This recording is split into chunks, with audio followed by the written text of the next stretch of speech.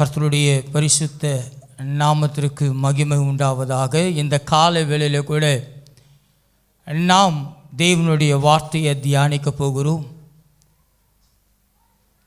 கர்த்தருடைய பெரிதான கிருபையில் மீண்டும் உங்களோடு கூட தேவனுடைய வார்த்தையை கொடுக்க தேவன் கிருபை செய்ததற்காக நன்றி செலுத்துகிறேன்.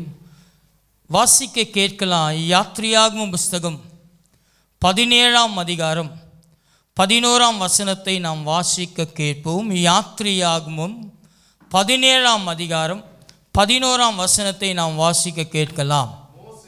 மோசே தன் கையை ஏறெடுத்திருக்கையில்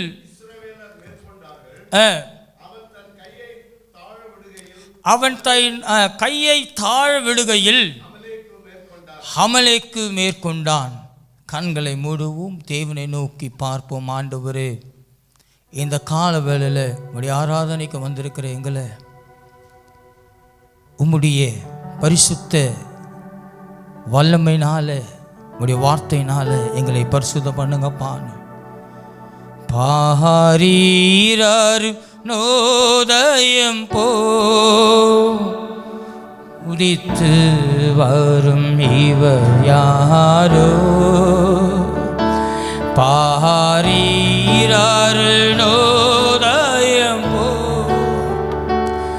உதித்து வரும் இவர் யாரோ? முகசூரியன் போ பிரகாச சத்தம் பெருவெல்லம் போல முகம் சூரியன் போல் பிரகாச சத்தம் பெருவெல்லம் ஈரச்சல் போல இயேசுவே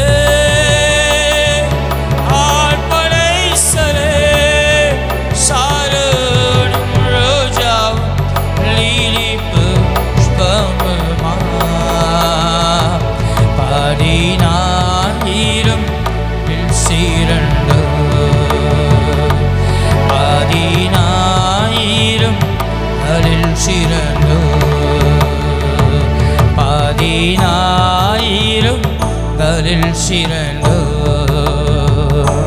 இயேசுவே ஆத்மனை சாரோடி ரோஜாவும் லீலி புஷ்பமுமா 10000 சிறந்தோ 10000 கலில் சிறந்தோ.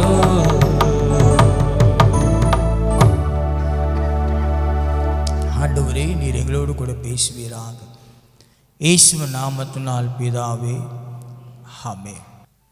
இந்த வேத வசனத்தை நாம் வாசிக்கும் போது மோசே தன் கையை தழுவ விடுகையில் அமலேக்கு மேற்கொண்டான் என்று வேதத்தில் எழுதியிருக்கிறது. இந்த அமலேக்கு என்பவன் யார்? வேதத்தில் இந்த அமலேக்கியரை குறித்து என்ன சொல்லுகிறது? இந்த அமலேக்கரை குறித்து நம்முடைய வாழ்க்கையில் வேதம் என்ன சுட்டி காட்டுகிறது என்பதை குறித்து இன்று நாம் தியானிக்க போகிறோம். அமலேக்கு என்ற வார்த்தையினுடைய அர்த்தமானது அது மாமிசத்தை குறிக்கிறதா இருக்கிறது. ஆமென். அமலேக்கு என்று சொன்னால் மாமிசம் என்று அர்த்தம். மாமிசத்திற்குரிய காரியங்கள் என்று விசுவாச வாழ்க்கையில் மிக முக்கியமான ஒன்று. வேதம் சொல்லுகிறது போல ஆவி எதுக்கு விரோதமாய் போராடும்? மாமிசத்துக்கு விரோதமாய். மாமிசம் ஆவிக்கு விரோதமாய் போராடும். இந்த அமலேக்கியரை குறித்து, இந்த அமலேக்கு இந்த இஸ்ரவேல் ஜனங்களோடு கூட போரிடுகிற காரியம்தான் யாத்திரையாகமம் 17ஆம் அதிகாரம் முழுவதுமாய் சொல்லுகிறது. யார் அந்த அமலேக்கு? ஏன் அவர்கள் இஸ்ரவேலோடு கூட யுத்தம் செய்ய வேண்டும்? இஸ்ரவேலரை தடுப்பதில் அவர்களுக்கு என்ன லாபம்? ஆமென். யார் அந்த அமலேக்கு? எதற்காக இஸ்ரவேலோடு கூட போராட வேண்டும்? இஸ்ரவேலினுடைய என்ன சொல்ல, வளர்ச்சிகள், இஸ்ரவேலுடைய ஆசீர்வாதங்களை அவர்கள் ஏன் தடுக்க வேண்டும் என்பதை குறித்து இதை நாம் பார்க்க போகிறோம். ஆமென். நம்ம வாழ்க்கையில் ஏன் போராட்டம் நம்மளை மேற்கொள்ளுகிறது, அந்த போராட்டம் எதற்காக நம்முடைய வாழ்க்கையில் வருகிறது, அந்த போராட்டத்தை முறியடிக்க நம்மிடத்தில் தேவன் எதை தந்திருக்கிறார் என்பதை குறித்து இன்று நாம் வேதத்தில் உள்ள காரியங்களை நாம் பார்க்க போகிறோம். ஆமென்.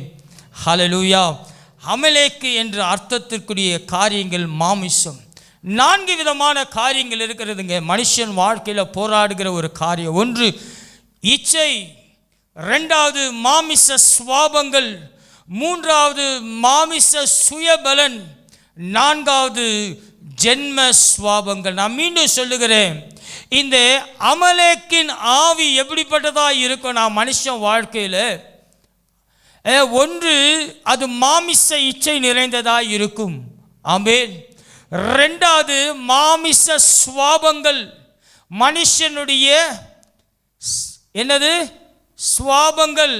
3வது மாமிச சுயபலன்.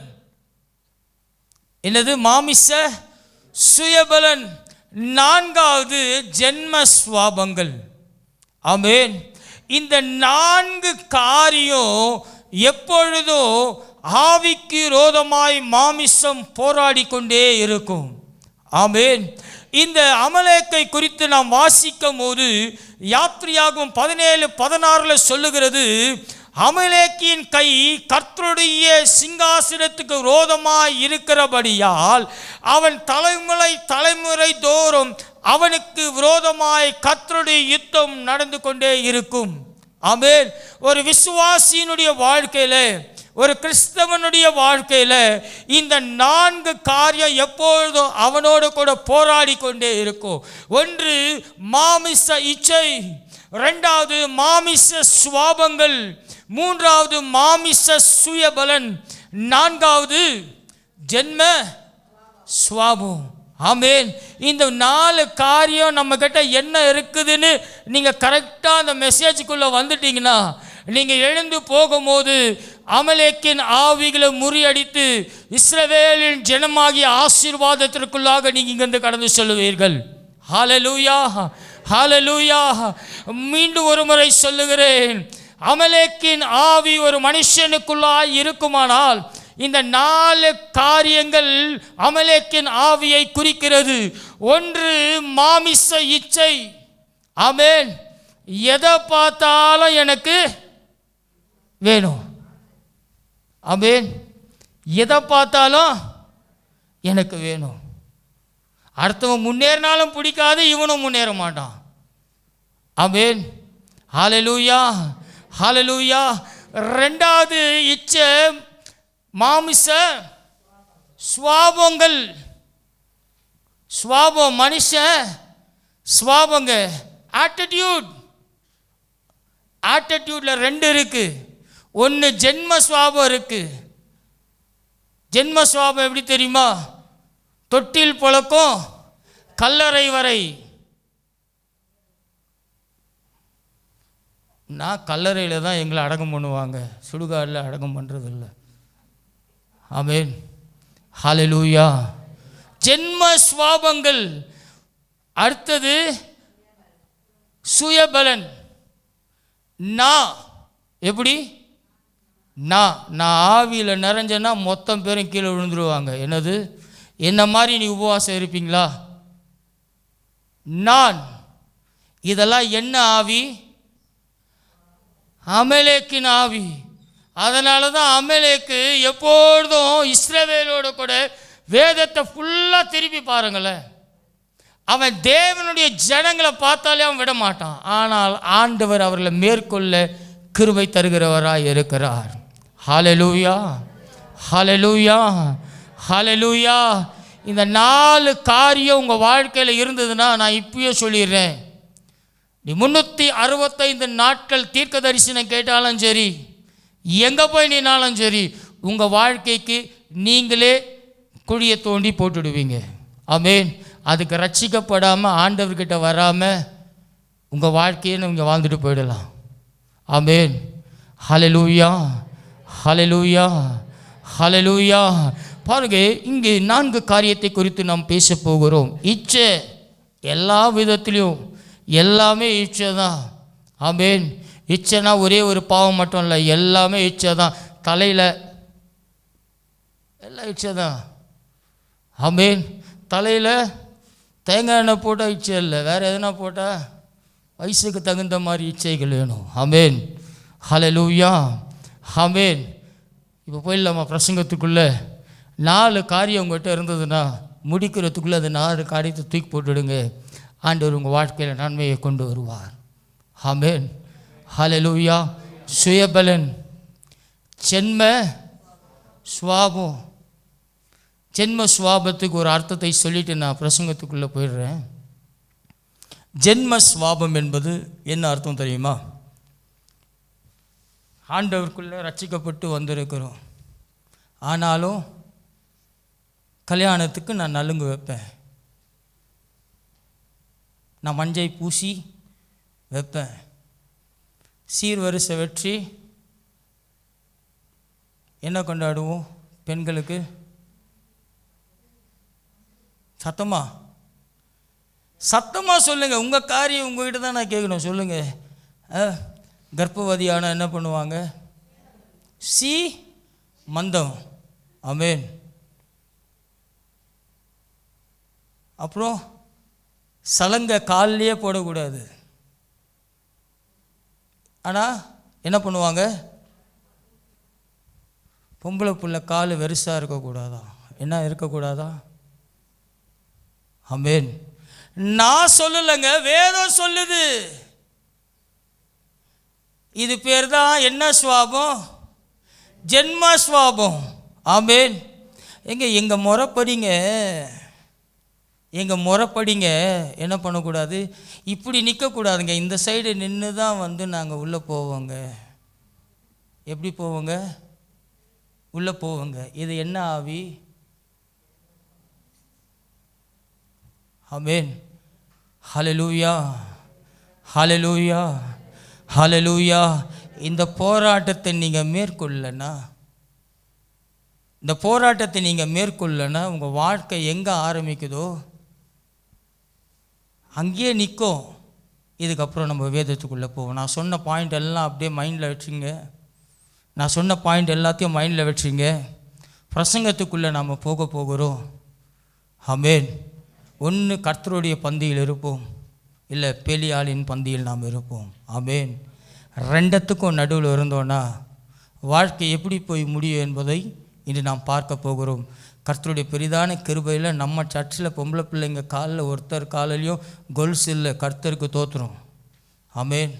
நான் பெருமைப்படுகிறேன், என் சபையில் ஒருவரும் காலில் கொலுசு அணிவதில்லை என்று. ஆமென். கர்த்தருக்கு மகிமை உண்டாவதாக. இல்லைன்னா பாஸ்டர் சர்ச் உள்ளே சேர்க்க மாட்டார், அதுவும் எனக்கு நல்லா தெரியும். ஹல்லேலூயா, ஹல்லேலூயா, ஹல்லேலூயா.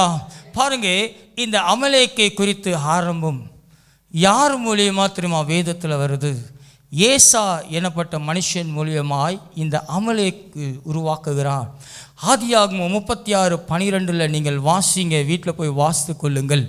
அங்கு நீங்கள் பார்ப்பீர்களானால் ஏசாவினுடைய வாழ்க்கையில் இப்படிப்பட்ட ஒரு சந்ததியை உருவாக்கி கொண்டு வருகிறது. 32:12 சொல்லுகிறது, அமலேக்கை அவள் பெற்றாள். வாசிங்க. திம்லாலின் ஏசாவின் குமாரனாகிய எலிபாசுக்கு மறுமணமாட்டியாய் இருந்த எலிபாசுக்கு அமலேக்கை பெற்றான். இந்த அமலேக்கு வேற யாரும் இல்லை, ஏசாவினுடைய பேரன். யாருடைய பேரன்? ஏசாவினுடைய பேரன். ஆமென். ஏசாவை குறித்து பார்க்கும்போது ஏசாவின் இடத்துல இருந்த காரியங்கள், அவன் மாமிசீகமான சிந்தை உள்ளவன், கர்த்தருடைய வழிகளில் அவன் நாட்டம் இல்லாத ஒரு மனுஷன். ஆமென், ஹல்லேலூயா. கர்த்தருடைய வழிகளில், சத்தமாக சொல்லுங்க, கர்த்தருடைய வழிகளில் நாட்டம் இல்லாத மனுஷன். நான் சர்ச்சுக்கு எப்போ வேணா போவேன், நான் ஞாயிற்றுக்கிழமை நான் போவேன். ஹல்லேலூயா. ஏசாங்க, நான் நம்மளை சொல்லலை, நம்ம எல்லாம் கரெக்டாக இருக்கிறோம். தேவனை என்ன பண்ண மாட்டான்? தேடாதவன். அடுத்த காரியம், தேவன் தரும் மிக சிறந்த ஆசீர்வாதங்களை வேண்டும் என்ற எண்ணம் அவன் வாழ்க்கையில் ஒரு நாளும் இல்லதே இல்லை. ஆமென். நான்காவது காரியம் பாருங்க, அவன் தன்னுடைய சுய வழியிலே செல்லுகிறவனாய் இருந்தான். ஏன்? அவன் வேட்டையாடி, சுய பலத்தை நம்பி வேட்டையாடி பிடித்து சமைத்து சாப்பிடுகிறவன். முக்கியமான ஒரு காரியம் என்ன தெரியுமா? ஒரு ஜான் வயிற்றுக்காக தன் சேஷ்ட புத்திர பாகத்தை என்ன பண்ணினான்?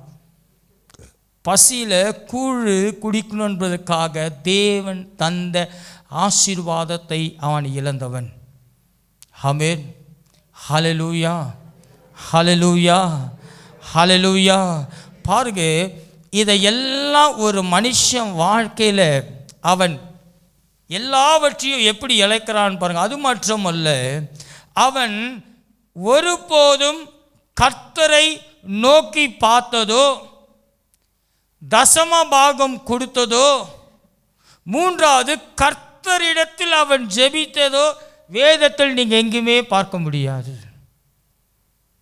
ஆமென், ஹல்லேலூயா.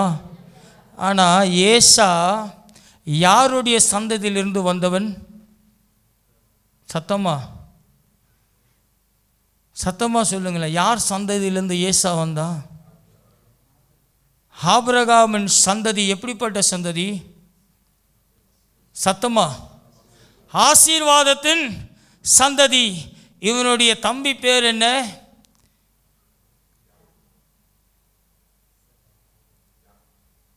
கரெக்டாக சொல்லுங்க, சத்தமாக சொல்லுங்க. அப்போ தான் நம்ம ஒருத்தர் சொன்னாதான் இன்னொருத்தருக்கு புரியும். ஆமேன். எல்லா கேள்விக்கும் எனக்கு கூட தெரியாதுங்க. ஒரு சில கேள்வி எனக்கு கூட பதில் தெரியாது. ஆமேன்.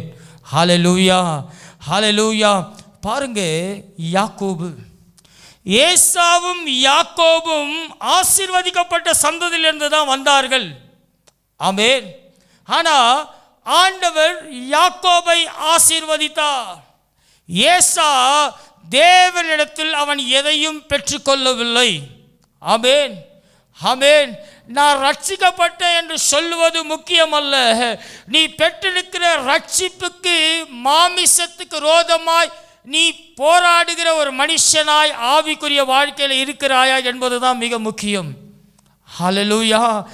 ஏசா ஆபிரகாமின் சந்ததி தான். அதே யாக்கோபும் யாருடைய சந்ததி? ஆபிரகாமின் சந்ததி தான், ஆவிக்குரியவர்கள். ஆனால் தேவனுடைய காரியத்தில் யாக்கோபு தேவனிடத்தில் ஜெபித்தான். ஆமென். யாக்கோபு தேவனிடத்தில் ஜெபித்தான், தசம பாகங்கள் தந்தான். ரெண்டாவது காரியம், தேவனுக்கு கேட்காம எந்த ஒரு காரியத்தும் என்ன பண்ண மாட்டான்? செய்ய மாட்டான். தேவனுக்கென்று பலிபீடங்களை அவன் உருவாக்கினான். ஆமென். அதே ஏசா அதே தேவனால் ஆசீர்வதிக்கப்பட்டவன் தன்னுடைய சுய பலத்தினாலும், தன்னுடைய சுய சித்தத்தினாலும், தன்னுடைய சுய காரியத்தினாலும் தேவனுடைய ஆசீர்வாதத்தைக்கு அவன் எப்படி இருக்கிறான்? எதிராளியாய் இருக்கிறான். ஹல்லேலூயா, ஹல்லேலூயா. உன் சந்ததியை நீ தேவனுடைய யாக்கோபின் சந்ததியாய் கொண்டு வரணும்னு ஆசைப்படுறாயா? இல்லை ஏசாவின் சந்ததியாய் உங்களுடைய குடும்பத்தை கொண்டு வர நீங்கள் பிரியப்படுகிறீர்களா? ஆமென், ஹல்லேலூயா. பாருங்க, அவன் தன்னுடைய சுய வழியிலே சென்று சுய பலத்தை நம்பி வேட்டையாடி திரிகிறவனாய் இருக்கிறான். எப்படி? சுய பலன். நம்ம பிள்ளைங்களை கரெக்டாக டைமுக்கு கூட்டிகிட்டு போனாதான் நம்ம பிள்ளைங்க வரும்போது சர்ச்சுக்கு வரலையா நீங்கள் கேட்க தேவையில்லை. ஆமென். சர்ச்சுக்கு கிளம்பலையா நீங்கள் கேட்க தேவையில்லை. உங்களுக்கு முன்னாடி உங்கள் பிள்ளைகள் வந்து சபையில் அமர்ந்திருக்கும். ஹல்லேலூயா, ஹல்லேலூயா, ஹல்லேலூயா. இந்த துணியை போடாத, அந்த துணியை போடாத நீங்கள் கண்டிக்க தேவையில்லை. நீங்கள் சரியாய் பிள்ளைகளை வழி நடத்தி வந்தால் அதுங்க சரியாய் கரெக்டாக போயிட்டே இருக்கும். ஹல்லேலூயா. உன் சந்ததியை யாக்கோபின் சந்ததியாய் கொண்டு வர போகிறாயா, இல்லை ஏசாவின் சந்ததியாய் உங்கள் வாழ்க்கையில் உங்கள் குடும்பத்தை நீங்கள் நடத்த போகிறீர்களா? ஆமென். 2 சந்ததிகளும் தேவன் உருவாக்குகிறார். யாக்கோபோ ஆசீர்வதிக்கப்பட்டவனாய் இருக்கிறான். ஏசாவின் சந்ததியோ தேவனுக்கு விரோதமாய் எழும்புகிற ஒரு கூட்டமாய் அவர்கள் காணப்படுகிறார்கள். ஆமென். பாருங்க, யாக்கோபின் சந்ததி கர்த்தரை பற்றி கொண்டு ஆவிக்குரியவர்களாய் இருக்கிறார்கள். ஏசாவின் சந்ததிகளோ தங்கள் சுயபலனை நம்பிக்கொண்டு மாமிசத்துக்குரியவர்களாய் இருக்கிறார்கள். ஆமென். ரோமர் 8:6 வேதம் எப்படியாய் சொல்லுகிறது? மாமிச சிந்தை மரணம், ஆவியின் சிந்தையோ அது ஜீவனும் சமாதானமாயிருக்கிறது. ஹல்லேலூயா, ஹல்லேலூயா. அது மட்டுமல்ல, இங்கு வாசிக்கும் போது அப்போஸ்தலனாகிய பவுல் ரோமருக்கு எழுதும் போது கண்ணீரோடு கூட சொல்லுகிற ஒரு வார்த்தை 7:24 சொல்லுகிறது, நிர்பந்தமான மனுஷன் நான், இந்த மரண சரீரத்திலிருந்து யார் என்னை விடுதலையாக்குவா? ஆமென். யார் என்னை விடுதலையாக்குவார்? மாமிசம் எப்போதும் ஆவிக்கு விரோதமாய் போராடுகிறதாய் இருக்கும். ஏசாவினுடைய வாழ்க்கையில் அவனுடைய மாமிசம் தன்னுடைய சேஷ்டபுத்திர பாகத்தை அது இழக்கிறதா இருந்தது. ஆமென். அவன் தேவனை தேடாததுனால அவன் சந்ததி தேவனுக்கு விரோதமான மனுஷர்களாய் இருந்தார்கள். தேவனுடைய பிள்ளைகளுக்கு விரோதமான மனுஷர்களாய் காணப்பட்டார்கள். இன்று உங்கள் வாழ்க்கையில் நீங்கள் யாக்கோபின் சந்ததியாய் தேவனை தேடுகிறீர்களா, இல்லை ஏசாவின் சந்ததியாய் தேவனை தேடுகிறீர்களா? ஹல்லேலூயா, ஹல்லேலூயா. உன் சுயபலன் கர்த்தர் மேலே இருக்கிறதா, இல்லை உன் சுயபலன் உன்னுடைய மனுஷீகத்தையும் மனுஷர்கள் மேலே இருக்கிறதா? ஹல்லேலூயா. இங்கு நாம் வாசிக்க போகிறோம், பார்க்கலாம். யாத்திரையாகவும் 17 அதிகாரம் 9-13 வசனங்களை நாம் வாசிக்கும் போது, யுத்தத்துக்கு ஆயத்தம் செய்வதற்காக மோசே யோசுவாவை பார்த்து சொல்லுகிற ஒரு காரியம் வாசிக்க கேட்போம். 17 அதிகாரம் யாத்திரையாகவும் 17:9 வசனத்தை வாசிக்கலாம். யோசுவாவை நோக்கி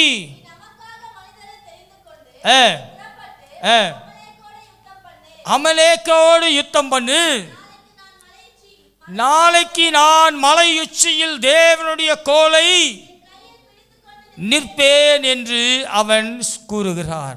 பாருங்க, இங்கு நடக்கிற ஒரு சம்பவமானது, அமலேக்கு இந்த இஸ்ரவேல் ஜனங்களை மேற்கொள்ளுவதற்காக யுத்தத்திற்கு இஸ்ரவேல் ஜனங்களுக்கு விரோதமாய் எழும்பி வருகிறார்கள். மோசே யோசுவாவை பார்த்து சொல்லுகிற ஒரு காரியம் இதுதான். மோசே யோசுவாவை பார்த்து, யோசுவாவே, நீ ஜனங்களை என்ன பண்ணு, நீ நமக்காக மனிதர்களை ஒன்று தெரிந்து கொண்டு, ஹல்லேலூயா. அடுத்தது, புறப்பட்டு அமலேக்கோடு நீ யுத்தம் பண்ணப்போ நாளைக்கு நான் எங்கே இருப்பேன்? மலை உச்சியில். சத்தமா, மலை உச்சியில் தேவனுடைய கோலை என் கையில் பிடித்து கொண்டு நிற்பேன் என்று யோசுவாவிடத்தில் சொல்லுகிறான். பாருங்க, மோசேவும் ஆரோனும் ஊரும் மலை உச்சியில் 10ஆம் வசனத்தை வாசிங்க.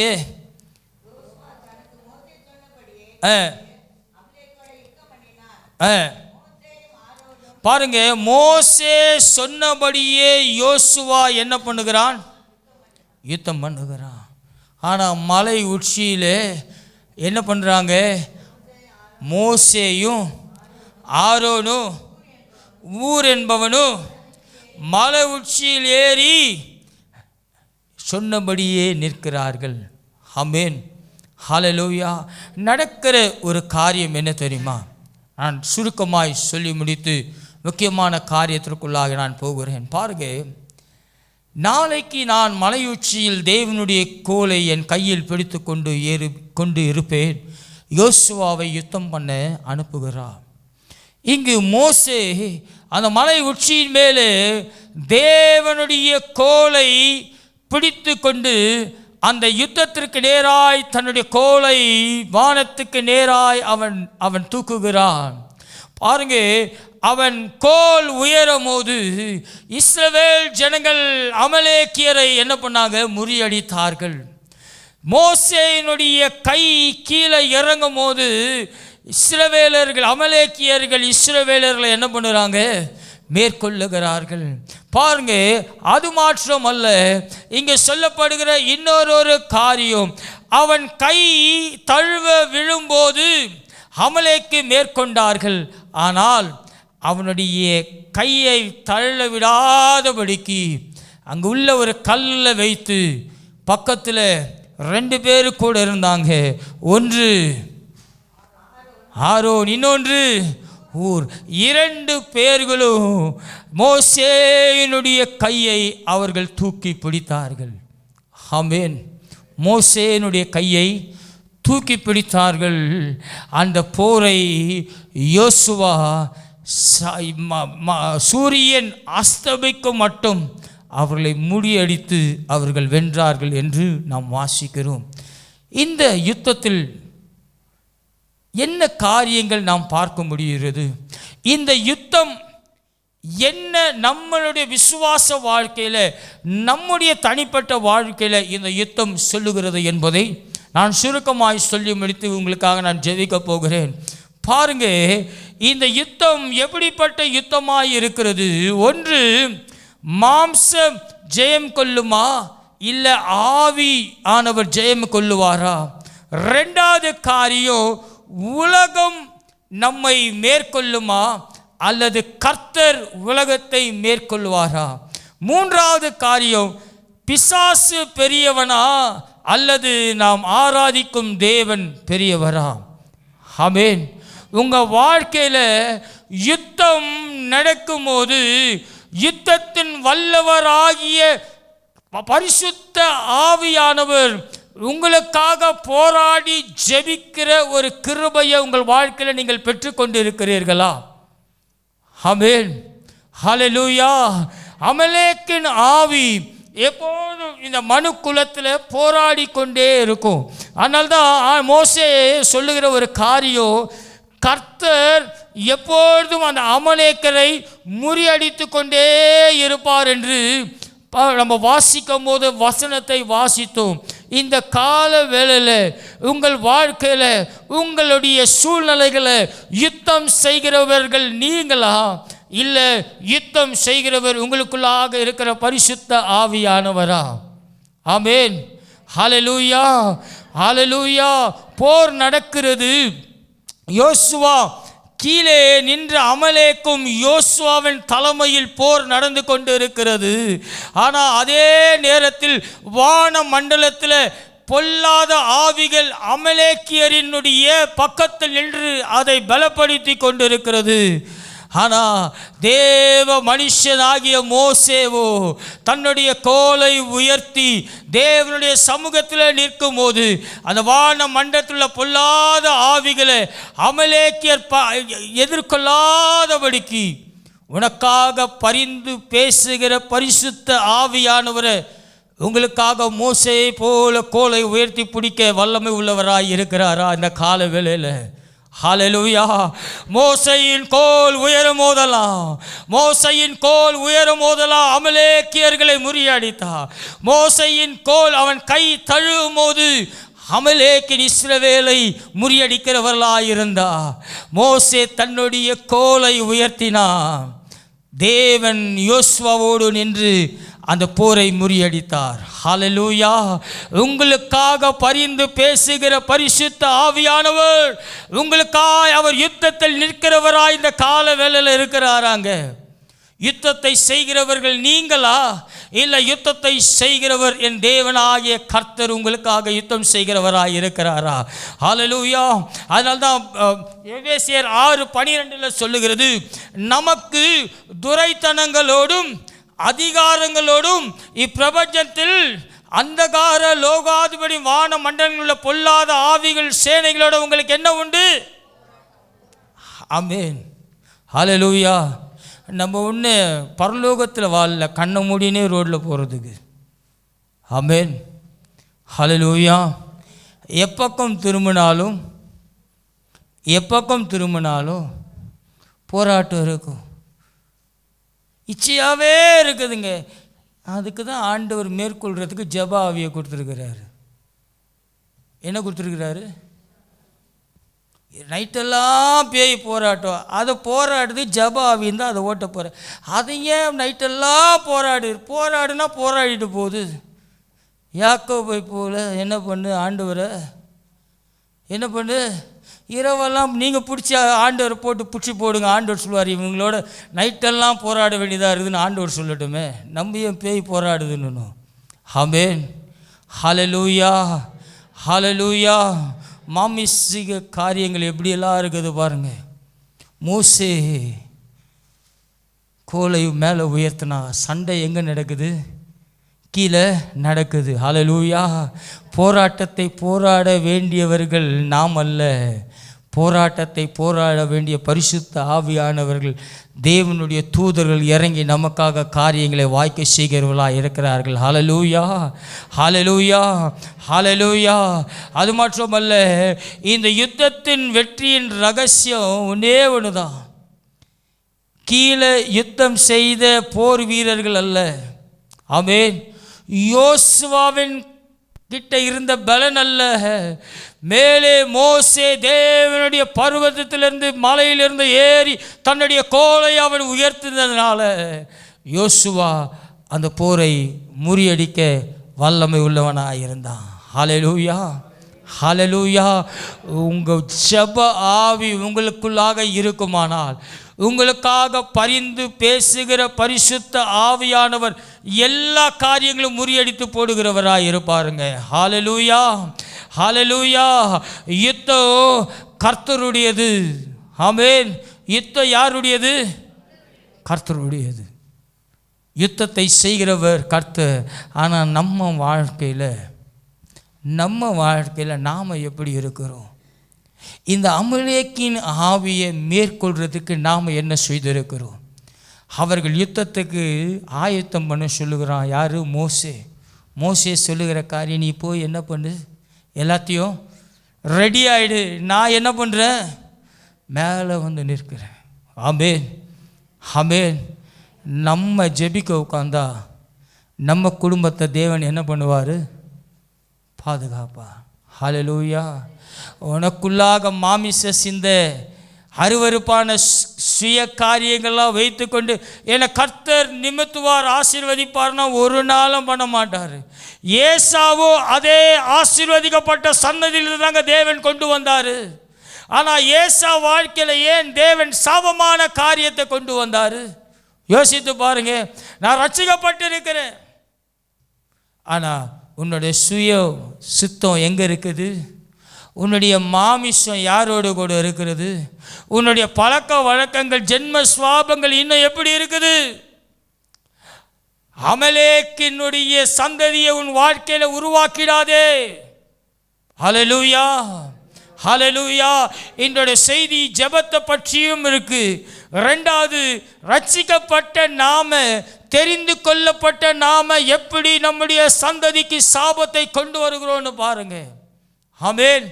ஏசா தேவனுக்கு பிரியமான ஒரு காரியத்தை கூட செய்யலைங்க. ஆனால் அவனும் எப்படி இருந்தான்? அவனும் நல்ல ஆடு மாடு தோட்டம் துறவு எல்லாம் தான் இருந்தது. ஆனால் அவனுடைய சந்ததி எப்படியாய் மாறினது? கர்த்தருக்கு விரோதமாய் எழும்புகிற சந்ததியாய் மாறினது. ஹல்லேலூயா, ஹல்லேலூயா. நீங்கள் வேணா ஏசாவை குறித்து வாசித்து பாருங்க. எங்கேயும் எந்த இடத்துலையும் அவன் தேவனிடத்தில் ஜெபித்தான் இருக்கவே இருக்காது. வேட்டையாடினான். ஆமென். யாக்கோபு தன்னை எதிர்த்து அவன் திரும்பி வரும்போது கூட ஏசா அவனை முறியடித்து போடணும் தான் நினைக்கிறான். கர்த்தருடைய ஆசீர்வதிக்கும் போது உனக்கு எதிராக இருக்கிற பிசாசானவன் எப்போ உன்னை கவுத்து போடலான்னு வகை தேடி அழிந்து கொண்டே தான் இருப்பான். ஆமென். ஹல்லேலூயா, ஹல்லேலூயா. என்னைக்கு இந்த உலகம் உன்னை பகைக்குதோ அன்றைக்கு தேவன் உன் தலையை உயர்த்துறாருன்னு அர்த்தம். ஆமென். என்னைக்கு நமக்கு எதிரிகள் அதிகமாகிறதோ தேவன் நம்மளை உயர்த்தி வைத்துக்கிறாருன்னு சந்தோஷமாக தோத்திரம் பண்ணிட்டு என்ன பண்ணும்? போயிட்டே இருக்கணும். ஆமென். ஹல்லேலூயா, ஹல்லேலூயா. கர்த்தருடைய ஆசீர்வாதம் உனக்காய் பரிந்து பேசுகிற பரிசுத்த ஆவியானவர் உன்னோடு கூட இருப்பாரானால் அவர் உனக்காக யுத்தம் செய்ய வல்லமை உள்ளவராய் இருக்கிறார். ஹல்லேலூயா, ஹல்லேலூயா. பாருங்க, அமலேக்கியர் மாமிசத்தோடு கூட யுத்தத்தை குறித்து ஒரு 5 காரியங்களை நான் சொல்லி நான் முடிக்கிறேன். முதலாவது காரியம் மோசே அமர்ந்த கல். ரெண்டாவது காரியம் மோசே ஒரு ஜெப வீரன். மூன்றாவது காரியம் அவன் ஒருமனப்பட்டவனாய் காணப்பட்டான். நான்காவது காரியம் தேவனுடைய கோல். ஐந்தாவது காரியம் உபவாசம். ஒரு மனுஷனிடத்தில் மிக முக்கியமான ஒரு விசுவாச வாழ்க்கையில் ஒரு வெற்றி உள்ள வாழ்க்கையை வாழணும்னா 3 காரியங்கள் மிக முக்கியங்க. அமர்ந்திருக்கிற மோசே அமர்ந்த கல். ஆமென். ஹல்லேலூயா, ஹல்லேலூயா. நீ கட்டுகிற கல், மூளைக்கல் யார்? உங்களுடைய வாழ்க்கைக்கு மூளைக்கல் யார்? பரிசுத்த ஆவியானவரா இல்லை அமலேக்கின் ஆவியா? ஆமென். ரெண்டாவது, மோசே ஒரு ஜெப வீரனாய் நின்றான். உங்கள் குடும்பத்திற்கு நீங்கள் ஜெப வீரர்களாக இருக்கிறீர்களா? இல்லை உங்கள் ஜென்ம சுவாபங்களோடு கூட உங்களுடைய குடும்பத்தை நீங்கள் நடத்துகிறீங்களா? மூன்றாவது காரியம் ஒரு மனம். என்னது? ஒரு மனம். தப்பு பண்ணும் போது ஒரு மனமாக இருப்பாங்களே தவிர ஆண்டவருடைய காரியத்தில் ஒரு மனமாக கூப்பிடுங்க. ஒருத்தரை பற்றி அருமையான ஒரு மனம் இருக்குங்க. ஸ்கைப்பு, டைப்பு, கான்ஃபரன்ஸ் காலு, வாட்ஸ்அப் காலு, எங்கள் அப்பா எல்லா காலம் ரெக்கார்டிங்கோடு போகும். ஆண்டவரை பற்றி ஒரு 4 வார்த்தை பேச சொல்லுங்களேன். எங்கள் வீட்டுக்காரர் ஃபோன் பண்ணிகிட்டே இருக்காருங்க, நான் அப்புறம் பேசுகிறேன். ஃபோனில் யாருமே இருக்க மாட்டாங்க பின்னாடி. ஆண்டவரை பற்றி ஒரு 4 வார்த்தை பேசுங்களேன், பேச மாட்டாங்க. ஆமென். ஹல்லேலூயா. ஒரு மனம். நான்காவது, தேவனுடைய கோல், உனக்கு கொடுக்கப்பட்ட ரட்சிப்பின் வஸ்திரம். ஆமென். உங்களுக்கு கொடுக்கப்பட்ட அபிஷேகம். ஐந்தாவது, உபவாசம். ஒரு மனுஷ வாழ்க்கையில் இந்த 5 காரியங்கள் இருக்குமானால் உன்னுடைய யுத்தத்தை கர்த்தர் செய்கிறவராக இருப்பார். ஹல்லேலூயா, ஹல்லேலூயா. எங்கள் ஊழிய வாழ்க்கையிலையும் சரி, எங்கள் குடும்ப வாழ்க்கையிலையும் சரி, யுத்தம் எப்போதும் நாங்கள் பண்ணுறதே இல்லை. யுத்தம் கர்த்தர் மாத்திரம்தான் பண்ண விடுவோம். ஆமென். எப்படி இருக்கும் தெரியுமா? உன்னை பார்க்கும் போதெல்லாம் அவங்களுக்கு தூக்கமே வராது. ஏன்னா உன்னை தொடவும் முடியாது. தொட்டாலும் அதுக்கு ஆண்டவர் என்ன செய்யணுமோ செஞ்சுட்டு போயிட்டே இருப்பார். ஆமென். ஹல்லேலூயா. எப்போ தெரியுமா? மோசே போல உனக்காக பரிசுத்த ஆவியானுடைய கோலை நீ உயர்த்தும் போது, ஹல்லேலூயா, முதல் காரியம் மோசே அமர்ந்த கல். அந்த கல்லில் அவன் சார்ந்து கொண்டான். வாசிங்க, அந்த யாத்திரையாகமும் 17ஆம் அதிகாரத்தை எடுத்து வைத்து கொள்ளுங்க. நான் நினைக்கிற 12-13 வசனமாக இருக்கும். வாசிங்க. மோசையின் கைகள் அசைந்து போயிட்டு, அப்பொழுது அவர்கள் ஒரு கல்லை கொண்டு வந்து, பாருங்க, அவர் கீழே வைத்தார்கள், அதன் மேல் உட்கார்ந்தார்.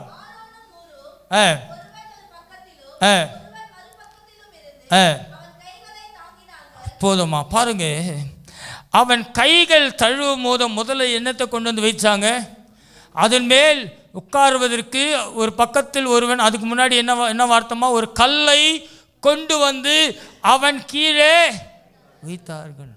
உன் மூளைக்கல் கிறிஸ்து இயேசுவாய் இருப்பாரானால், உன்னுடைய என்ன சொல்லலாம், உன்னுடைய பில்டிங் அசையும் போது அந்த கல் தூக்கி பிடிக்குங்க. ஆமென், ஹல்லேலூயா. உன்னுடைய அஸ்திபாரம் அசைக்க ஆரம்பிச்சா என் கிறிஸ்துவனுடைய மூளை கல்லானது அது நிலைத்து நிற்கிறதாய் உன்னை நிப்பாட்டி நிற்க வைக்கும். ஆமென். எந்த மனுஷனுடைய அஸ்திபாரம் அசைவே இல்லைன்னு சொன்னால் நம்பவே மாட்டேன். ஆமென். எல்லா அஸ்திபாரமும் என்னைக்காவது ஏதாவது ஒரு வயசில் லைட்டாக ஆடவே ஆடுங்க. ஆமென், ஹல்லேலூயா. 90 வயசுலேயும் ஆடும், 18 வயசுலேயும் ஆடும், எப்போ வேணாலும் பில்டிங் ஆடும். ஆடும் போது கிறிஸ்துவின் மூளை கல்லாய் இருப்பாரானால், அதனால தான் அடுத்த வார்த்தை சொல்லுகிறது, அதன் மேல் அவர் என்ன பண்ணார், உட்கார்ந்தார். ஆமென், ஹல்லேலூயா. உங்கள் சூழ்நிலைகள் பிரச்சனைகள் வருவதற்கு முன்பதாகவே பரிசுத்த ஆவியானவருக்கு தெரியும், இந்த இடத்துல ஓட்டை இருந்தால் அந்த இடத்துல என் பிள்ளைக்காக நான் வந்து நிற்பேன் என்று மூளை கல்லாய் நிற்கிறவராய் இருப்பார். ஹல்லேலூயா, ஹல்லேலூயா. விசுவாச வாழ்க்கைனா ஏதோ நினச்சிடாதீங்க. உன் சுய காரியங்களை நீ விடாம ஒரு நாளும் கர்த்தர் உனக்கு மூளை கல்லாய் உன் வாழ்க்கையில் ஒரு நாளும் இருக்க மாட்டார். ஆமென், ஹல்லேலூயா, ஹல்லேலூயா. பில்டிங்கு ஓட்டையாக இருந்தால் பூசிடலாங்க, பேஸ்மெண்ட்டு ஒதுங்கிச்சு நினச்சிங்க, நீ என்னதான் அதை கட்டினாலும் தூக்கி நிற்க வைக்க முடியாது. ஹல்லேலூயா, ஹல்லேலூயா. கிறிஸ்துவின் நங்கூரம் உன் வாழ்க்கையில் இருந்தாதான். மோசே தன்னுடைய கை தழுவும் போது ஆரோனும் ஊரும் கொண்டு வந்து அவனை கல் மேலே நீ உட்கார வைக்கிறார்கள். ஹல்லேலூயா. உன்னுடைய தடுமாற்றங்கள் வருகிற நேரத்தில் நீ கர்த்தரோடு கூட இசைந்திருப்பாயானால் கர்த்தர் மூளைக்கல்லாய் நின்று சூழ்நிலைகளை தாண்ட தேவன் உங்களுக்கு கிருபை செய்கிறவராக இருப்பார். ஹல்லேலூயா, ஹல்லேலூயா. கிறிஸ்தவ வாழ்க்கை என்பது சாதாரணமானது அல்லங்க.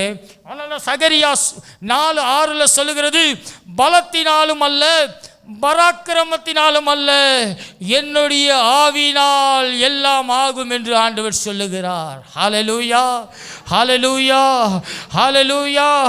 மத்தேயு 7:6-8 எடுத்தவர்கள் வாசிக்கலாம். மாமிசத்தோடு நீ யுத்தம் செய்யும் போது வாக்கு தத்தங்களை பற்றி கொண்டு யுத்தம் செய்யணும். வாசிங்க. ஆமென். மத்தேயு 7:6-8 எல்லாருக்கும் தெரிஞ்ச வசனம் தான்.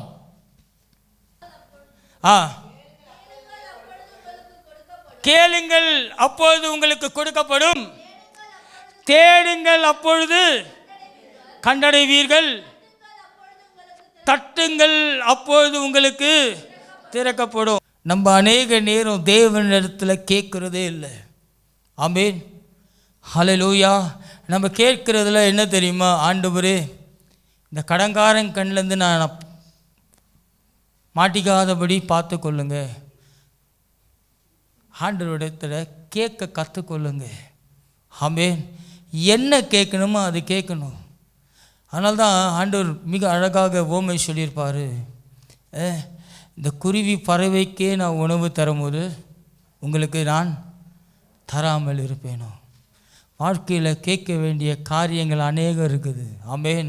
ஆண்டவரே என் சந்ததி, ஆபிரகாம் தன்னுடைய சந்ததியை குறித்து மிக வைராக்கியம் உள்ளவனாக இருந்தான். ஆமென். யாக்கோபு தன்னுடைய சந்ததியை குறித்து மிக வைராக்கியம் உள்ளவனாக இருந்தான். பாருங்க, யாக்கோபு எல்லாவற்றையும் சம்பாதித்து கொண்டு அவன் தன்னுடைய சொந்த ஊருக்கு திரும்பும் போது கூட அவன் சந்ததியை குறித்து அவன் எப்படி இருந்தான், மிக கவனம் உள்ளவனாக இருந்தான். ஆமென், ஹல்லேலூயா, ஹல்லேலூயா. கர்த்தருடைய காரியத்தில், கர்த்தருடைய ஆசீர்வாதத்தில் நீ கவனம் உள்ளவராய் இல்லாமல் போவாயானால் உன் சந்ததியானது அமலேக்கின் சந்ததியாய் மாறிடும். ஆமென், ஹல்லேலூயா. ஏசா பண்ண தப்பு தன்னுடைய சன்னதி அமலேக்கு கர்த்தருக்கு விரோதமாய் எழும்புகிறதா இருந்தது. ஆமென். ஏசா ஒன்றும் பெருசாக பண்ணலைங்க. ஏசா என்னைக்கு கர்த்தருடைய பிள்ளைக்கு ரோதமாக அவன் எழும்பினானோ, யாக்கோபுக்கு ரோதமாய் எழும்பினானோ, அன்னைக்கே தேவனுடைய சாபம் அவனை பிடித்தது நிமித்தம் அவனுடைய சந்ததி எப்படியா இருக்கிறது? அமலேக்கு தேவனுக்கு ரோதமான பகை உள்ள சந்ததியாய் மாறினது. ஆமென். உன் சந்ததியை தேவனுடைய யாக்கோபின் சந்ததியாய் நீ கொண்டு வர ஆசைப்படுகிறாயா, இல்லை அமலேக்கின் சந்ததியாய் நீ கொண்டு வர போகிறாயா? ரெண்டுமே ஒரே இடத்துல இருந்து தாங்க எழும்பினது.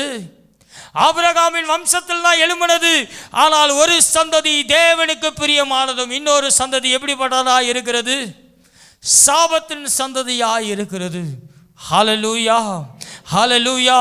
இங்கு சொல்லப்பட்டிருக்கிற காரியமானது, மாம்சத்தோடு நீ யுத்தம் செய்யும் போது வாக்குத்தத்தங்களை பற்றி கொண்டு என்ன பண்ணணும்? செபிக்கணும். அதை விட்டுட்டு ஆண்டவரே அவங்களுக்கு மட்டும் கொடுத்தியே எனக்கு தரலையேன்னு கூட என்ன பண்ணக்கூடாது? செபிக்கக்கூடாது. ஆமென். உங்களுக்கு தேவன் சொன்ன வாக்கு என்னங்க? தேவன் உங்களை அழைக்கும் போது சொன்ன காரியம் என்ன? யாக்கோபை தேவன் அழைத்து ஆசீர்வதிக்கும் போது ஒரே நாளில் அவன் பெருசாக மாறலங்க. அவன் லாபான் வீட்டில் அடிமைப்பட்டு, உதப்பட்டு, மிதிப்பட்டு, ஏமாற்றப்பட்டு எல்லாம் முடிஞ்ச பிறகுதான் ஆண்டவர் என்ன பண்ணுறாரு? கிளம்பிடான்றார். ஆமென். ஹல்லேலூயா, ஹல்லேலூயா. அது வரைக்கும் மிதிதான் வாழ்க்கையில் நடந்தது. லாபான் எத்தனை முறை அவனுடைய சம்பளத்தை மாற்றினா, ஆனாலும் கர்த்தருடைய வார்த்தை அவன் கேட்டு அங்கிருந்து கிளம்பாமல் அங்கேயே இருந்தான். ஆமென். ஹல்லேலூயா, ஹல்லேலூயா. சில நேரத்தில் சில காரியம் நமக்கு கடுப்பாக தான் இருக்கும். நீ அதை சகித்து கொண்டு போய் பார்க்கும்போது தான் கர்த்தர் சொல்லுவார், புறப்படு, மீண்டும் உன்னோட தேசத்திற்கு திரும்பி வான்னு. நீயே ஆண்டவர் கூப்பிடுவாருன்னு சொல்லிட்டு உன் தேசத்துக்கு நான் திரும்பி வர்றேன்னு வந்தீன்னா, நீ எப்படி ஆரம்பித்தாயோ அப்படியே வெறுமையாய் போயிட்டே இருக்க வேண்டியது தான். ஆமென். கொஞ்ச நாள் கழித்து கர்த்தருக்காக நான் இவ்வளோ செஞ்சேன், ஆண்டவர் ஒன்றும் செய்யலை, மனுஷர்கள் ஒன்றும் செய்யலை, நான் இவங்கள நம்பி போனேன், நான் அவங்கள நம்பி போனேன்னு வாழ்க்கை ஃபுல்லாக ஓடிட்டே இருக்க வேண்டியது தான் யாக்கோபுனுடைய வாழ்க்கையில். அதனால தான் சொல்லப்படுகிற ரெண்டாவது காரியமானது, அவன் மோசே ஜெப வீரனாய் காணப்பட்டான். ஆமென். யுத்தம் தெரியும். யுத்தத்தை நடத்த யோசுவாவை அவன் அனுப்பினான். வாசிக்கலாம், வாசிமா பாருங்க. கீழே யுத்தம் நடக்கும்போது யோசுவா எப்படியும் யுத்தம் செய்து விடுவான் என்று அவன் எண்ணாதபடிக்கு அவன் சொல்லுகிற ஒரு காரியம், யோசுவாவை போருக்கு அனுப்பிட்டு அவன் போய் வீட்டில் தூங்கலை, அவன் மலையின் மேல் ஏறி நின்றான். ஆமென். ஹல்லேலூயா.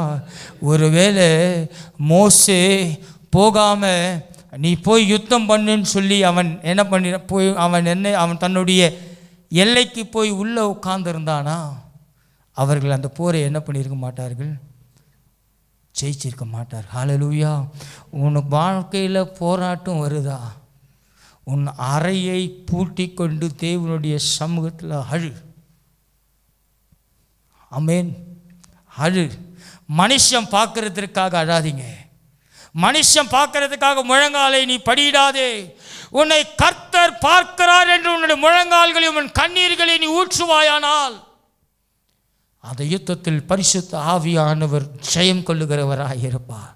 ஹல்லேலூயா, ஹல்லேலூயா, ஹல்லேலூயா. பாருங்க, மோசே ஒரு ஜெப வீரனாய் மலை மேல் உறுதியாய் ஏறுகிறதா இருந்தான். ஆமென். அது மட்டுமல்ல, மாம்சத்தோடு நாம் ஜெயிக்கணும்னா ஜெப ஆவி நமக்குள்ளே இருக்கணும். ஆமென். ஜெப ஆவி எப்படி இருக்கணும் தெரியுமா? கும்பலில் வரும்போது நீ 4 பாஷை பேசுகிறியா, 4 பாஷை பேசுகிறியா, சத்தம் பயங்கரமாக இருக்கும். ஆனால் ஆராதனையில் சத்தமே இருக்காது. என்ன இருக்காது? சத்தமே இருக்காது. அது என்ன அபிஷேகம்னு எனக்கு ரொம்ப நாளாக ஒரு டவுட் இருக்குது. ஆமென். ஹல்லேலூயா, ஹல்லேலூயா. நீ ஜெபிக்கிற ஜெபம் கர்த்தர் உன்னுடைய ஜெபத்தை கேட்கும் அளவுக்கான ஜெப வீரனாய் நீ தேவனோடு கூட இசைவாயானால் உனக்காக பரிந்து பேசுகிற பரிசுத்த ஆவியானவர் அவர் உங்களுக்குள்ளாக இருந்து யுத்தம் செய்ய ஆரம்பிப்பார். ஹல்லேலூயா, ஹல்லேலூயா, ஹல்லேலூயா, ஹல்லேலூயா, ஹல்லேலூயா. மாமிச காரியத்தை உங்கள் வாழ்க்கையில் நீங்கள் ஒழிக்கலைன்னா, உன் ஜென்ம சுவாபங்களை நீ தூக்கி போடலைன்னா, உன்னுடைய யுத்தத்தில் நீ ஒரு நாளும் வெற்றி காணவே முடியாது. ஹல்லேலூயா, ஹல்லேலூயா. உங்கள் காரியத்தை நீங்களே முடித்து போட்டுடுவீங்க. ஆமென். மூன்றாவது காரியம் ஒரு மனம். ஒரு மனம், ஒரு மனம் நம்ம வாழ்க்கையில் மிக முக்கியமான ஒரு காரியம். ஒரு மனம், ஒரு மனமாக இருக்கிறது முக்கியமல்ல, உங்களுக்குள்ளாக உங்கள் ஆவி ஆத்மா சரீரம் ஒருமனப்பட்டு ஜெபிக்கிறதா என்பது மிக முக்கியம். ஆமென். அதாவது வார்த்தை இப்படியாய் சொல்லுகிறது. 1 யோவான் 5:7 எடுத்தவர்கள் வாசிக்கலாம். 1 யோவான் 5ஆம் அதிகாரம் 7ஆம் வசனம். பரலோகத்தில் சாட்சி கொடுக்கிறவர்கள் மூவர், பிதா, வார்த்தை, பரிசுத்த ஆவி என்பவர்களே. ஆமென், ஹல்லேலூயா. இன்னொரு முறை நான் சொல்றேன். பரலோகத்தில் சாட்சி கொடுக்கிறவர்கள் மூவர், ஒன்று பிதா, வார்த்தை, பரிசுத்த ஆவியானவரே. மூவர் எப்படி இருக்கிறாங்க? ஒன்றாக இருக்கிறார்கள். ஹல்லேலூயா, ஹல்லேலூயா. பிதா, வார்த்தை, வாக்கு தத்துவத்தினால் உன்னை நிரப்புவராய் இருக்கிறார். பரிசுத்த ஆவியானோர் அபிஷேகம் உனக்குள்ளாய் பற்றி எரியும் போது. ஆமென், ஹல்லேலூயா. அதனால தான் சொன்னேன், இன்னொரு காரியம் சொன்னேன். 3 காரியங்கள் ஒரு மனுஷன் வாழ்க்கையில் பத்திரமாக இருக்க வேண்டும். ஆமென். ஜெப ஜீவியம் குறையும் போது, ஜெப ஜீவியம் வாழ்க்கையில் எப்போ தெரியுமா குறையும்? மற்றவர்களை குறை சொல்லும் போது. ஆமென். மற்றவர்களை குறை சொல்லும் போது, நமக்கு ஒரு காரியம் கிடைக்கல, மற்றவங்களுக்கு ஒரு காரியம் கிடைக்குதுன்னு சொல்லும் போது நமக்குள்ளாக என்ன கொண்டுரும்? ஜெபாவி குறைந்துடும். ஆமென். இந்த அமலேக்கின் ஆவி மனுஷ வாழ்க்கையை எப்படி கர்த்தரிடத்திலிருந்து பிரிக்குதுன்னா, இந்த மாமிசீகமான காரியங்கள் மிக ஈஸியாக நம்மக்கிட்ட வந்துடும். ரொம்ப ஈஸியாக. ஏன்னா மனுஷங்கிட்ட மாமிசீக காரியம் இல்லாத ஒரு மனுஷன் உலகத்தில் யாருமே இல்லை. சாமியாராக இருந்தால் கூட பணம் வேணுமே. ஆசிரமம் நடத்த என்ன வேணும்? சத்தமா பணம் வேணும். ஆமென், ஹல்லேலூயா, ஹல்லேலூயா. இதுனால உண்மை. மாமிசம் அப்போ மனுஷனோடு எப்போதும் என்ன பண்ணி கொண்டு இருக்கும்? போராடி கொண்டே இருக்கிறதா இருக்கும். அதனால்தான் ஆவி ஆத்மா சரீரம், உன்னுடைய ஆவி ஆத்மா சரீரத்தை நீ ஜெப ஆவியோடு கூட இணைக்கும் போது, எப்படி பரலோகத்தில் மூவராய் சாட்சி கொடுக்கிறார்களோ அதுபோல இந்த மோசேயினுடைய காரியத்தை நீங்கள் பார்க்கும்போது, ஆரோனும் ஊரும் மோசேவும் இணைந்து அந்த கோலை அவர்கள் உயர்த்தும் போது, பரிசுத்த ஆவியானவர் உனக்குள்ளாக அவர் பரிந்து பேச ஆரம்பிக்கும் போது, அந்த யுத்தத்தில் தேவன் வெல்ல உங்களுக்கு கிருபை தருகிறவராயிருப்பார். ஹல்லேலூயா. ஆவி ஆத்மா சரீரம் மிக முக்கியங்க. ஆமென்.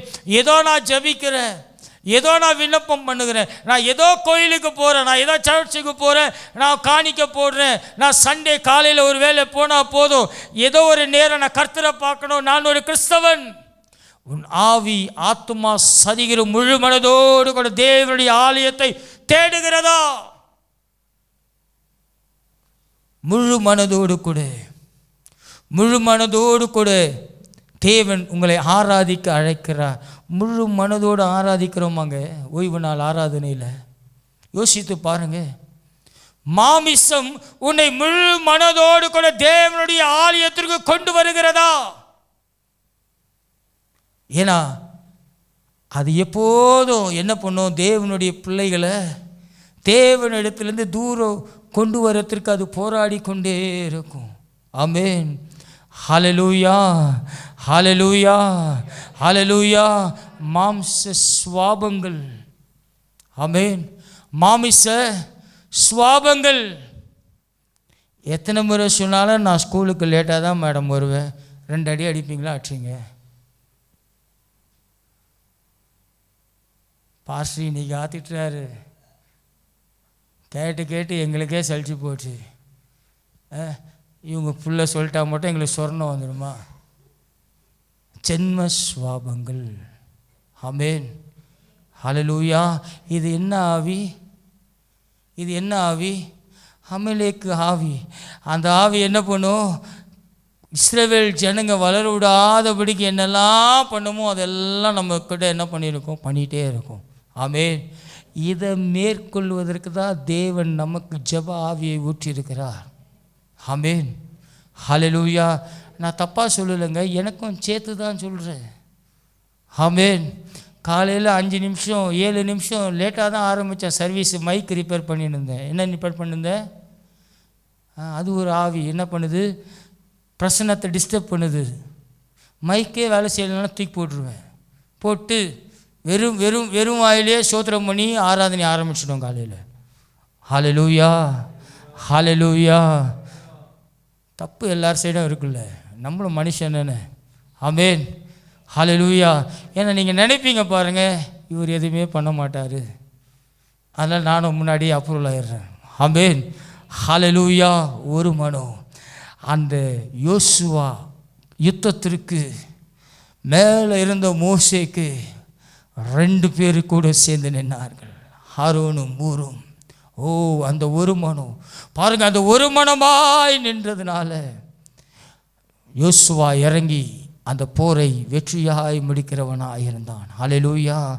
உங்களுக்குள்ள கிறிஸ்துவனுடைய ஐக்கியம் இருக்குமானால் உங்கள் குடும்பத்திற்குள்ள கிறிஸ்துவன் ஐக்கியம் உண்டாகும். ஆமென். என்னதான் பிரிஞ்சாலும் தேவன் ஒட்டுவார். ஆமென். என்னதான் தூரமானாலும் கிறிஸ்துவோடு கூட ஒருத்தர் ஐக்கியம் இருந்தால் போதுங்க, மொத்த குடும்பத்தையும் தேவன் உயர்த்துகிறவராக இருப்பார். ஹல்லேலூயா, ஹல்லேலூயா. மோசேயினுடைய கைகள் தழுவிடும் போது ஆரோனும் ஊரும் சேர்த்து பிடித்தவர்களாய் நின்றார்கள். ஹல்லேலூயா.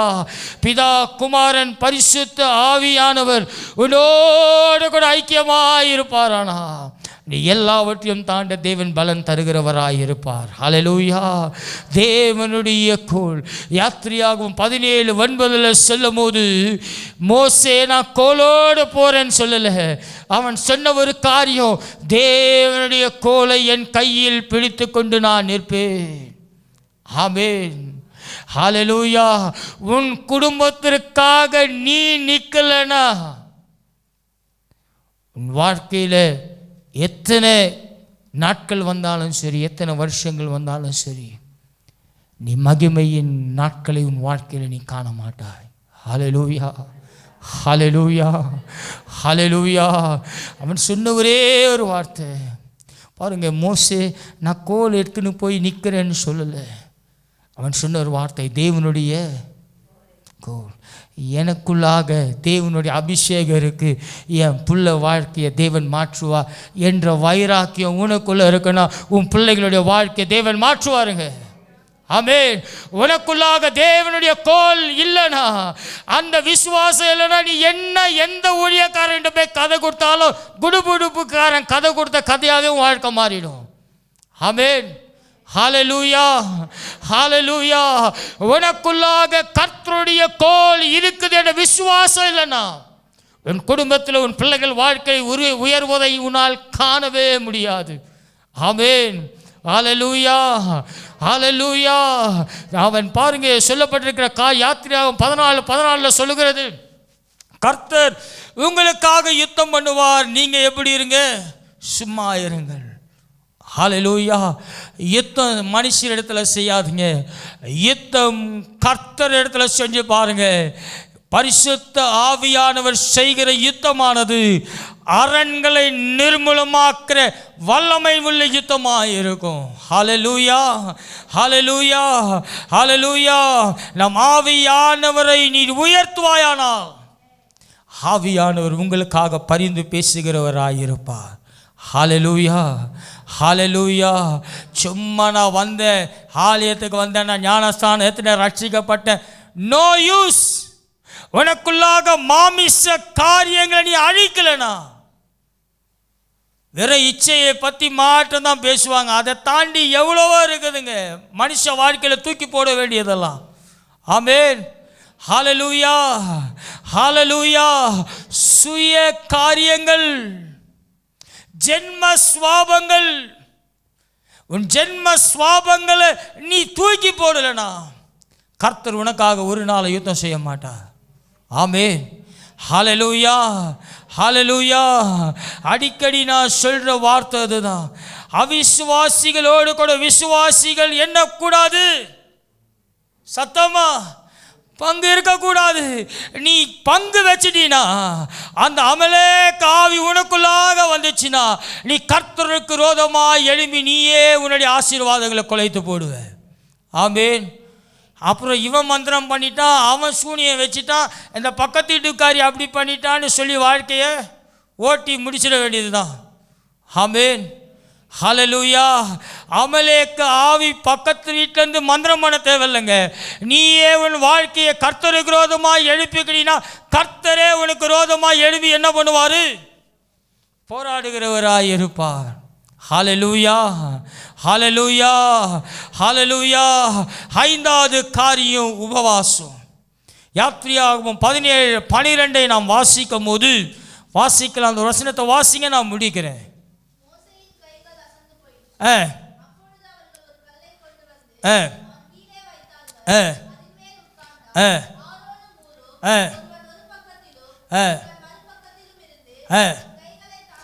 கடைசி லைன் வாமா. அவன் கைகள்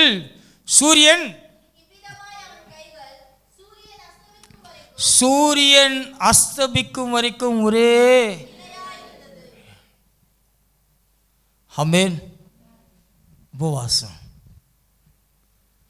ஒருத்தன் கையை கீழே இறக்குனாலும், ஒரு சைடு மோசே கை கீழே இறங்கினாலும் அமலேக்கியர் இஸ்ரவேலரை மேற்கொண்டுருவாங்க. தண்ணி குடித்தானா, சாப்பாடு சாப்பிட்டானா, என்ன பண்ணா ஒன்றுமே தெரியாது. எத்தனை மணி வரைக்கும்? சூரியன் அஸ்தமிட்ட வரைக்கும். ஒருவேளை வெயில் காலமாக இருந்திருந்தால் 8 மணிக்கு தான் அவன் கையே கீழே இறக்கியிருப்பான். குளிர் காலமாக இருந்தாலும் 5 மணிக்கே அவர் இறங்கியிருக்கலாம் கீழே. ஆமென். உபவாசம். என்ன வாசம்? உபவாசம். ஆமென், ஹல்லேலூயா.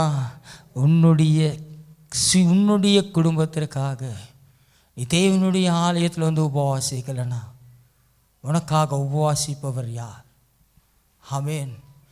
உபவாசத்திற்கு நம்ம தயாராகலைன்னா நம்ம குடும்பத்திற்காக எப்படி பரிசுத்த ஆவியானவர் உபவாசத்தை உங்களுக்குள்ளாக செவிப்பார்? யோசித்து பாருங்க பிரியமானவர்களே. உங்கள் வாழ்க்கையில் கிறிஸ்துவின் மூளைக்கல்லாய் இருக்கிறாரா? உங்கள் வாழ்க்கை ஒரு ஜெபமுள்ள வாழ்க்கையாக இருக்கிறதா? நீங்கள் கிறிஸ்துவோடு கூட ஐக்கியப்பட்டு பரிசுத்த ஆவியானவர் கூட ஒருமனப்பட்டு இருக்கிறீர்களா? நீங்கள் பெற்றிருக்கிற அபிஷேகம் தேவனுடைய கோலை உங்கள் வாழ்க்கையில் நீங்கள் பிரயோஜனப்படுத்துகிறீர்களா? உங்களுடைய குடும்பத்திற்காக எத்தனை மணி நேரம் தேவனுடைய ஆலயத்தில் வந்து உபவாசித்து ஜெபிக்கிறீர்கள்? இந்த மாமிச காரியங்கள் உங்கள் வாழ்க்கையில் மேற்கொள்ளாதபடிக்கு உங்களுக்காக பரிந்து பேசுகிற பரிசுத்த ஆவியானவர் யுத்தம் செய்ய வல்லமை உள்ளவராக இருக்கிறார். ஆனால் நீங்கள் செய்ய விரும்புகிறீர்களா? இல்லை கர்த்தர் யுத்தத்தை செய்ய விரும்புகிறாரா உன் வாழ்க்கையில்? இந்த கால வேளையில் வந்திருக்கிற நீங்கள், யோசுவா கீழே அவன் அந்த அமலேக்கியரோடு போராடி கொண்டு இருக்கிறான். ஆனால் மோசேயோ தேவனுடைய கோலை உயர்த்தி தன்னுடைய கைகள் தழுவுமோடு ஆரோனும் ஊரும் சேர்ந்து பிடித்தார்கள். உனக்காக பரிந்து பேசுகிற பரிசுத்த ஆவியானவர் உனக்காக கொடுக்கப்பட்ட ஆலயத்தில் காத்திருக்கிறார். எத்தனை நாள் நீங்கள் தேவனுடைய சமூகத்தில் வந்து உங்களுடைய குடும்பத்திற்காக அழுதிருக்கிறீர்கள்? உன்னுடைய குடும்பத்திற்கு கிறிஸ்து மூளைக்கல்லாக இல்லாவிட்டால் உங்களுடைய வாழ்க்கையில் ஜெப வீர வாழ்க்கை இருக்காது. கர்த்தருக்கும் தேவனுடைய ஆலயத்திற்கும் ஒருமனப்பட்டவர்களாக இருக்க மாட்டீர்கள். தேவனுடைய அபிஷேகத்தை நீங்கள் பிரயோஜனப்படுத்தாதவர்களாக இருப்பீர்கள். தேவனுடைய சமூகத்தில் உங்களுடைய குடும்பத்திற்காக வந்து காத்தில்லாமல் இருப்பீர்கள். இந்த 5 காரியங்கள் உங்கள் வாழ்க்கையில் நீங்கள் செய்வீர்களானா இந்த உலகத்தை உங்களால் ஜெயிக்க முடியும். கண்களை மூடுவோம். பிரியமானவர்களே, நாமலேக்கு நாவி அது பொல்லாத ஒரு காரியம். நம்ம வாழ்க்கையில் அது எப்படி உள்ளே வருதுனே தெரியாதுங்க. அது எப்படி வரும்னே தெரியாது. மாமிச காரியங்கள், மாமிச இச்சை, சுவாபங்கள். ரட்சிக்கப்பட்டும் இன்னும் நம்முடைய சுவாப குணம் மாறாமல் இருக்கலாம். சுய பலன், எனக்கு எல்லாம் தெரியும், நான் பார்த்துக்குவேன். யுத்தம் கர்த்தருடையது என்பதை அநேக நேரம் நம்ம மறந்துடுறோம். ஜென்ம சுவாபங்கள், நம்முடைய பழக்க வழக்கங்கள், நம்முடைய கலாச்சாரங்கள், இன்னும் பழைய வாழ்க்கையே நம்முடைய குடும்பத்திற்கு கற்று தருகிறோமா? நம்ம பிள்ளைகளுக்கு பழைய காரியங்களே கற்று தருகிறோமா? கிறிஸ்துவின் காரியங்களை நம்முடைய குடும்பத்தை, நம்முடைய பிள்ளைகளை கொண்டு வருகிறோமா? பொல்லாததுங்க இந்த அமலேக்கினுடைய காரியங்கள். அது நமக்கு தெரியாமையே நம்மோடு கூட அது ட்ராவல் பண்ணும். அதனால தான் அது எப்போது இஸ்ரவேல் ஜனங்களுடைய வளர்ச்சியை பார்த்து எப்போ பார்த்தாலும் இஸ்ரவேலர்களோடு போராடி கொண்டே இருப்பான் அந்த அமலேக்கர். எப்போ பார்த்தாலும், ஏன்னா தேவன் அந்த ஆசீர்வாதத்தை அவர்களுக்கு, இஸ்ரவேல் ஜனங்களுக்கு தந்த ஆசீர்வதித்திருக்கிறார். இப்படிப்பட்ட சூழ்நிலைகள் உங்கள் வாழ்க்கையில் இருக்கலாம். ஆண்டவரிடத்தில் சொல்லுங்கள், ஆண்டவரே, நான் ஒரு நாளும் சுயபலன் சாயாதபடிக்கு என் வாழ்க்கையில் ஆண்டவரே ரட்சிக்கப்படுவதற்கு முன்பதாக இருந்த சுவாபங்கள் என்னை தொடாதபடிக்கு நீர் என்னை வேறு பறித்து இருக்கிறீர். ஆண்டவரே, அந்த பழைய சுவாபங்கள் ஒன்றும் வராத என்னை பின்தொடராதபடிக்கு ஜென்ம சுவாபங்கள், ஜென்ம சாபங்கள் எல்லாம் நீ நீக்கி போடுங்கப்பா. அடையே ஒப்பு கொடுத்து ஜெபிங்க பார்க்கலாம். ஆண்டவர் இன்று உங்கள் வாழ்க்கையில் அநேகருடைய வாழ்க்கையை மாற்றுகிறார். அநேகருடைய மாற்றுகிறார். ஓ, ஆண்டவர் உன்னை ஆசீர்வாதத்திற்கென்று அழைத்திருக்கிறார். உன் சந்ததியை சாபமாக்கினாதே.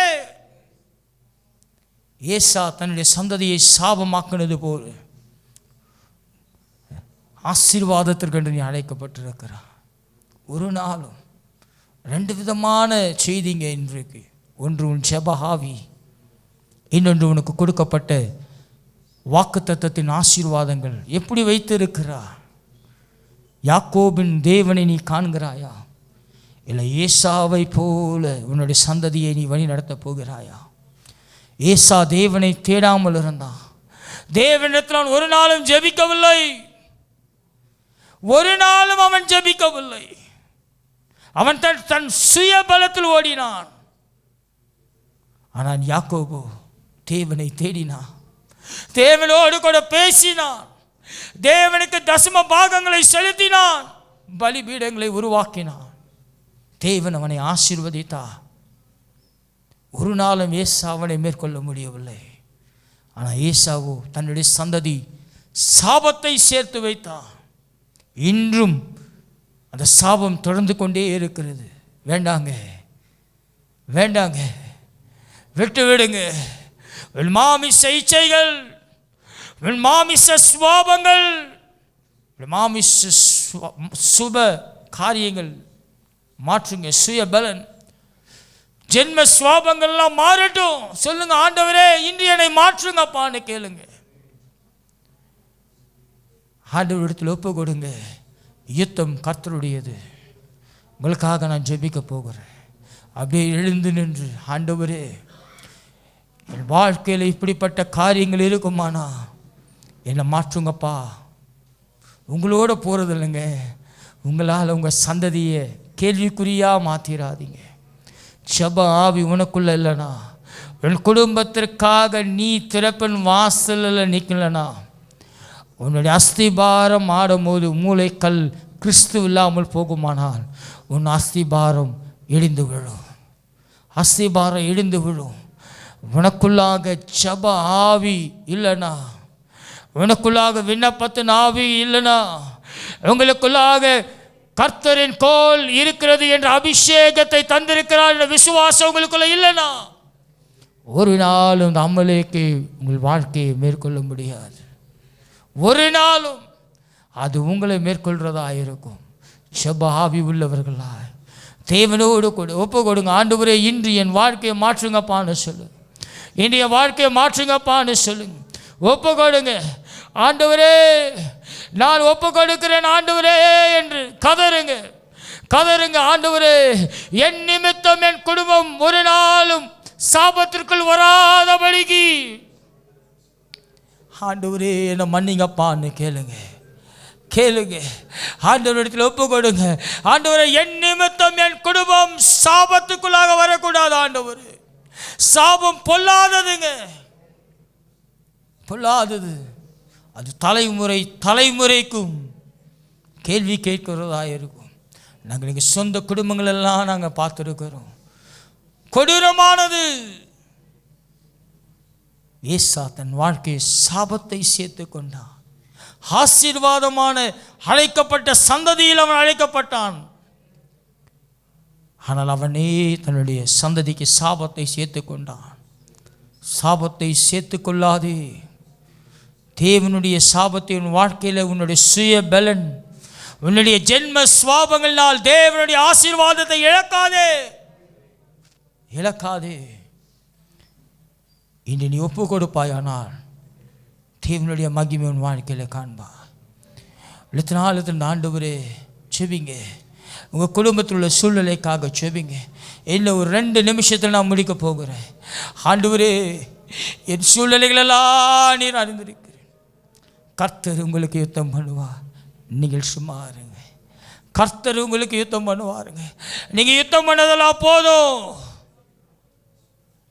மோசேயை போல பிதா, குமாரன், பரிசுத்த ஆவியானவர் எப்படி மூவர் ஒருவராயிருக்கிறாரோ அந்த பரிசுத்த ஆவியானவர் உங்களோடு கூட வாசம் செய்கிறவராக இருக்கிறார். கேளுங்க. ஆண்டவரே, என் ஜென்ம சுவாபங்கள் எல்லாம் மாற்றுங்கப்பா. ஆண்டவரே, என் ஜென்ம சுவாபமெல்லாம் மாற்றுங்கப்பா. ஆண்டவரேன்னு கேளுங்க பார்க்கலாம். கேளுங்க பார்க்கலாம். அப்பா, என் ஜென்ம சுவாபங்கள், என் மாமிச காரியங்கள் எல்லாம் மாற்றுங்க ஆண்டவரே. ஆண்டவரே, கர்த்தாவே, என்னுடைய சுய பலன் எல்லாம் மாற்றுங்கப்பா. என் சுவாபங்கள் மாறட்டும், என் சுவாபங்கள் மாறட்டும் கேளுங்க. இன்று தேவன் ஒரு அற்புதத்தை செய்ய வல்லமை உள்ளவராக இருக்கிறார்.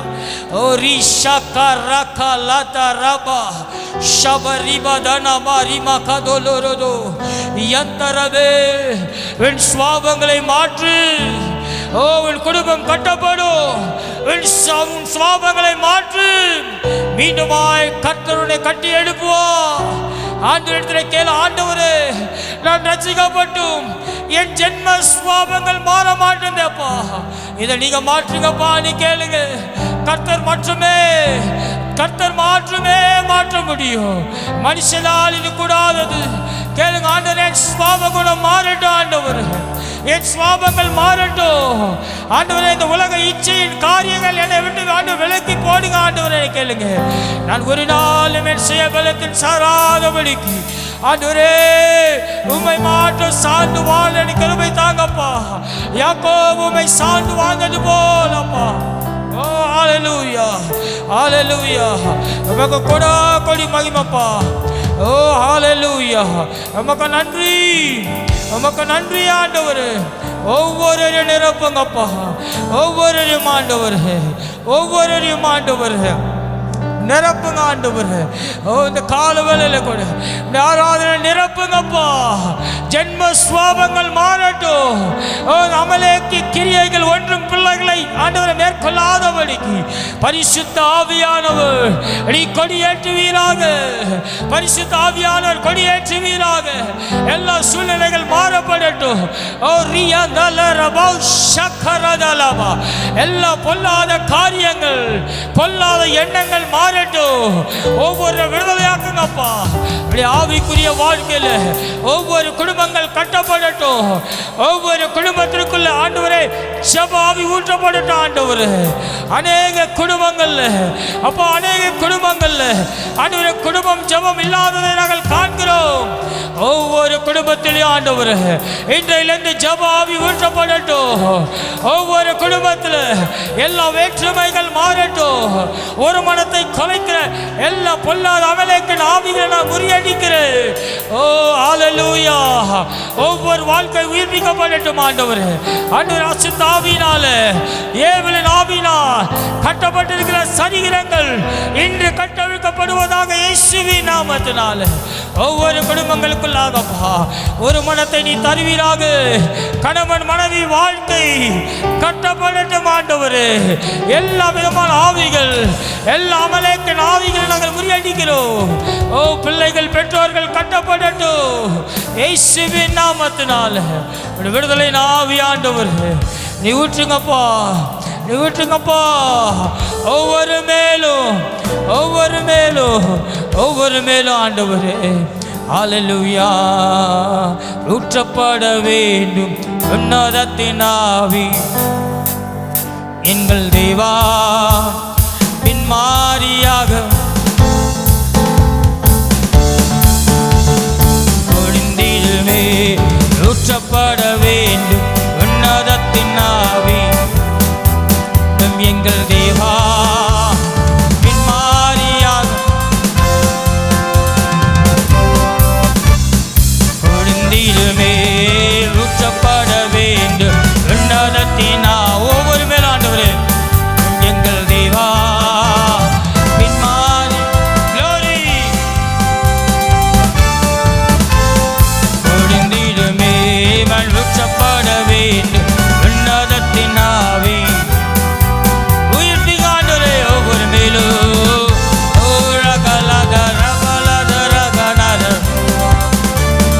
ஒளிந்திடுமே. நல்ல கரங்களை தட்டி ஓ பரிசுத்த ஆவியானவர் இழந்த ஒவ்வொரு அபிஷேகத்தை திருப்பிக் கொள்கிறார். ஒவ்வொரு வாழ்க்கையிலும் புதிய அபிஷேகம், புதிய வாசல்கள் திறப்பதற்காக நன்றி ஆண்டவர். ஒவ்வொரு சூழ்நிலைகள் மாறுவதற்காக நன்றி. ஒவ்வொரு இழந்த காரியங்களை என் தேவனாகிய கர்த்தர் இன்று உம்முடைய சமூகத்தில் ஒப்பு கொடுத்த ஜெபித்த ஒவ்வொருக்குள்ளாகும் அபிஷேகம் புதுப்பிப்பதற்காக நன்றி. நமக்கு கொடா கொடி மகிமை செலுத்துகிறேன் இயேசுவின் நாமத்தினால் பிதாவே, ஆமென்.